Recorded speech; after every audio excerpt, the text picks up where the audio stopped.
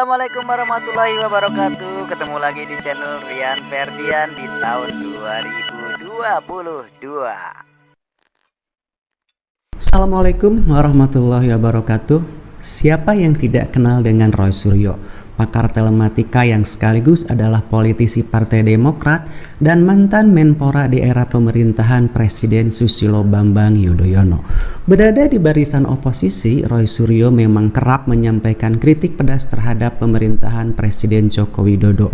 Bahkan tidak jarang sosok Roy Suryo ini juga kerap menyerang Presiden secara personal.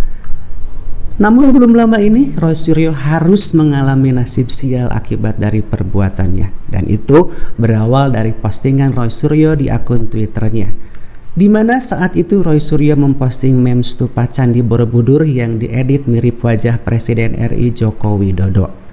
Dan diberitakan sebelumnya adanya pelaporan terkait dugaan kasus penistaan agama yang melibatkan nama Roy Suryo.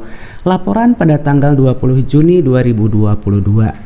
Di mana pelapor atas nama Kurniawan Santoso dan terlapor atas nama Roy Suryo, dan juga satu laporan yang masuk atas nama Kevin Wu di tanggal yang sama. Meme yang diunggah oleh Roy Suryo adalah editan gambar patung Siddhartha Gautama atau yang kita kenal dengan patung Sang Buddha.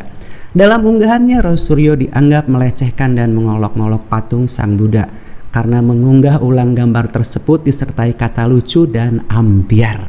Meski Roy Suryo hanya mengunggah ulang meme tersebut, namun berkat unggahan Roy Suryo itulah meme tersebut menjadi viral.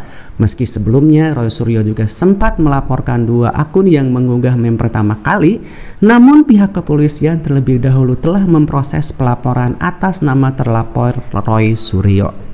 Dan sementara itu, pelaporan Roy Suryo terhadap dua akun yang mengunggah lebih dulu dianggap batal.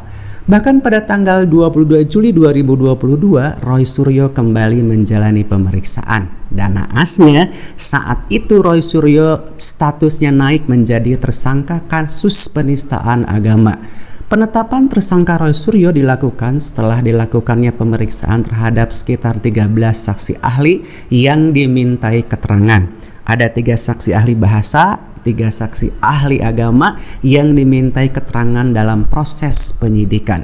Sementara itu, penyidik juga memeriksa 2 ahli sosiologi hukum, 2 ahli pidana, dan ahli informasi transaksi elektronik atau ITE, dan seorang ahli media sosial. Roy Suryo sendiri dijerat dengan pasal 28 ayat 2 junto pasal 45 Undang-Undang Nomor 19 Tahun 2016 tentang informasi dan transaksi elektronik atau ITE. Penyidik juga menjerat Roy Suryo dengan pasal 156A Kitab Undang-Undang Hukum Pidana atau KUHP dan pasal 15 Undang-Undang Nomor 1 Tahun 1946. Dan ternyata ada yang menarik saat status hukum Roy Suryo menjadi seorang tersangka dalam kasus penistaan agama. Polisi harus menghentikan pemeriksaan terhadap Roy Suryo sebagai tersangka pada hari Jumat 22 Juli yang lalu dengan alasan Roy Suryo sakit dan tidak bisa melanjutkan pemeriksaan. Saat itu Roy Suryo pun keluar dengan wajah lesu menggunakan kursi roda. Bahkan saat masuk ke mobil miliknya, Roy Suryo harus dipapah. Karena alasan sakit itu pula, Roy Suryo tidak ditahan setelah statusnya naik menjadi tersangka. Aduh, apa kabar dengan Ahok yang dulu dihadapkan dengan dakwaan sebagai tersangka penistaan agama mayoritas di Indonesia, diiringi dengan demo berjilid-jilid. Tetapi saat itu Ahok tetap berdiri tegar menghadapi kasusnya. Dan sekarang berbeda dengan Roy Suryo, sosok sangar yang kita kenal selalu menyerang pemerintah dengan cuitan serta komentar pedasnya harus terkulai lemas ketika dinyatakan sebagai seorang tersangka penista agama. Padahal tidak ada demo berjilid-jilid yang menyerang Roy Suryo saat ini, karena agama yang dianggap dilecehkan oleh Roy Suryo adalah agama minoritas. Duh, Mas Roy Suryo, apakah saat ini Anda sedang didera penyesalan karena ulah iseng Anda yang sedikit agak usil?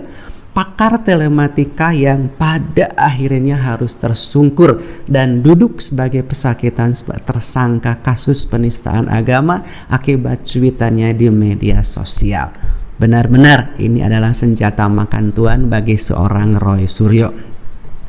Dan dijadwalkan pada tanggal 28 Juli 2022 pemeriksaan terhadap tersangka penistaan agama Roy Suryo yang sempat tertunda kemarin akibat sakit akan dilanjutkan kembali. Menarik dan patut untuk kita tunggu apakah Roy Suryo masih dalam kondisi sakit sehingga tidak bisa melanjutkan pemeriksaan yang kemarin sempat tertunda. Kita akan tunggu apakah 28 Juli Roy Suryo si Raja Ambyar akan langsung ditahan dan mengenakan rompi oranye atau malah keluar ruang pemeriksaan kembali dengan menggunakan kursi roda. Kita akan tunggu dan tentu saja ini akan menjadi berita yang menarik untuk semuanya. Saya Dimas Fat segera undur diri. Terima kasih dan sampai jumpa. Assalamualaikum warahmatullahi wabarakatuh.